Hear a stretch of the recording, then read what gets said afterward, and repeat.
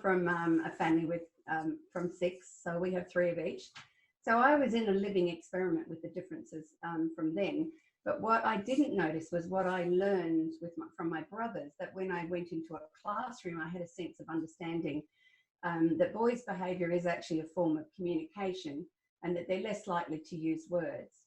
And that was the first thing. The second thing was, and I started to question, is gender just this social construct that we were trying to be told? Because, you know, the more I dived into the research, the more we still have some really strong biological drives from way, way back. And that was for survival. So those biological drives still play out for what we call a statistically significant number of boys and girls. So it's around 70% of our boys are what we call statistically significant. And then about 20 to 30% of our girls are like that. So I'm part boy in a female body. So much so that I can struggle sometimes when in a circle of women, they're all talking either too much or too many conversations going on, which is very common in a group of women. And they can keep tabs on them all. But what we tend to find in boys and men, there's a lot more pragmatism, because remember, their main job was to protect women and children and the vulnerable. And it's still partly there, linked to 2 things. And traditionally, this is kind of Indian patriarchal systems that men have to keep you safe and earn all the money, and you can stay home and do all the things. That's actually very similar to what it used to be. So what happens is that you have a single thing to do, like keep safe, so we'll go out and kill the saber-toothed tiger, right? We're not going to go and visit relatives on the way. We're not going to check out the price of fruit as we go past we're not going to be looking at the weather.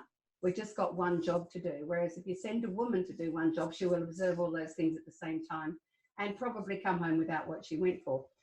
So there's slightly different ways of, it's more to do with brain integration, not just, those. And every now and then the activity level of little boys is wound by some of those biological drivers.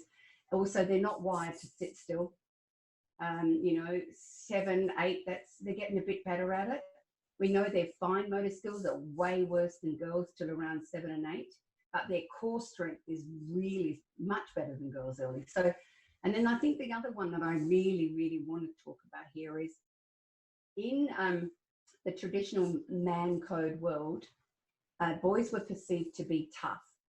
So boys tended to get the most toughest of punishment, the harshest of language, a lot of shaming, thinking they could deal with it. And of course, I spent 6 years as a full-time counsellor, and the stories I started to hear in those private moments of men that are still quite fragile emotionally because of the extreme punishment around things that they sometimes can't remember what they did wrong. So that impulsivity often leads to more poor choices, shall we say.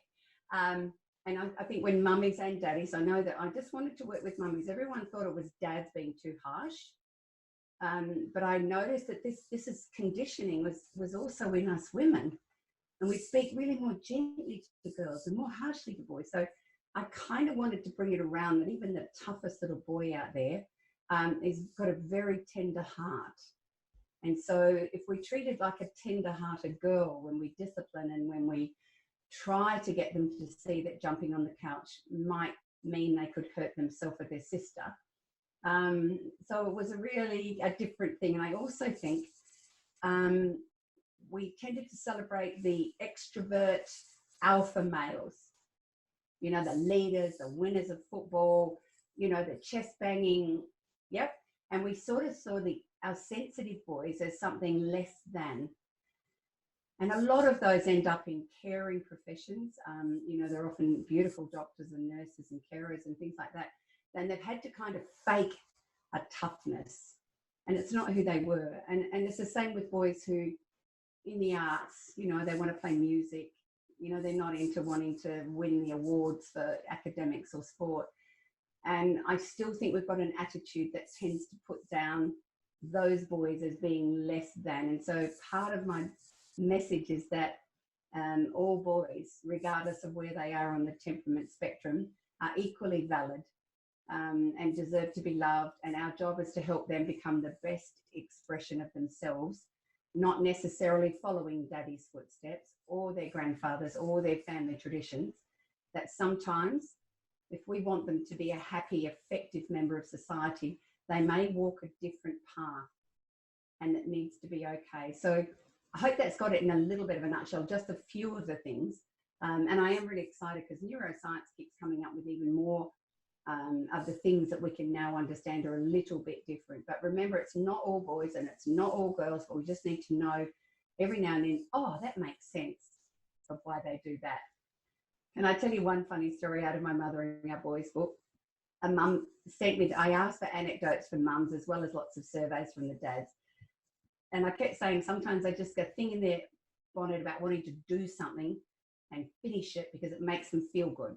So boys and men's self-worth comes from finishing things that make them feel good about them. Nobody can give a boy his self-worth or a man.